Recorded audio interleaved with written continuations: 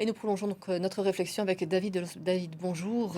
Alors en annonçant ses pourparlers, en se disant prêt à négocier avec le Liban, Benyamin Netanyahou ouvre la voie à une accalmie, mais ce n'est pas ce qui était prévu. Effectivement, et le Premier ministre israélien s'est un peu fait tordre le bras par Washington parce que Donald Trump ne pouvait pas laisser, ne pouvait pas laisser son allié faire voler en éclats le cessez-le-feu tout juste conclu entre les États-Unis et le régime iranien, parce qu'il y avait un vrai risque en rejetant l'idée que la trêve s'applique également au Liban. Eh bien, l'État hébreu pouvait tuer dans l'œuf des négociations sur la fin éventuelle d'un conflit qui est en train de virer au bourbier pour l'administration Trump, d'autant plus que ce conflit il est de plus en plus impopulaire et sur la scène américaine et sur la scène internationale. Le blocage du détroit d'Ormuz, par exemple, est devenu une arme économique qui met à mal l'ensemble de l'économie mondiale. Donc il fallait mettre une pression maximale sur Israël et retenir le bras de l'État hébreu qui a été mis devant le fait accompli et qui ne participera pas aux discussions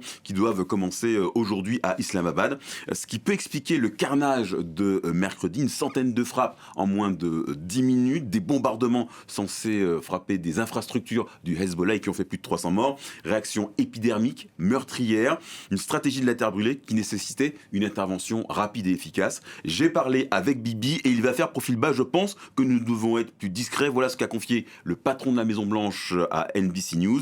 J.D. Vance, le vice-président, a confirmé en racontant hier qu'Israël avait accepté de faire preuve de retenue au Liban et le fait que ces négociations se tiendront à Washington est également le signe que ce sont bien les États-Unis qui vont chapeauter le processus. Des négociations acceptées de mauvaise grâce. Alors sur quelle base pourraient-elles se dérouler? Alors il y aura déjà un premier baromètre, c'est de savoir si une éventuelle trêve sera acceptée. Les autorités libanaises réclament un cessez-le-feu comme préalable à toute discussion. Et si Israël accepte le principe d'une trêve et surtout la respecte, eh bien, ce sera un bon signe. Ce sera un premier vrai pas pour des discussions constructives. Benyamin Netanyahou, il faut le rappeler, a affirmé publiquement qu'il avait accepté de négocier après des appels répétés de Beyrouth. Ne pas accepter de faire taire les armes, ce serait plutôt mal vu, d'autant que le Premier ministre israélien a précisé que ces discussions porteront sur le désarmement du Hezbollah et sur l'établissement de relations de paix.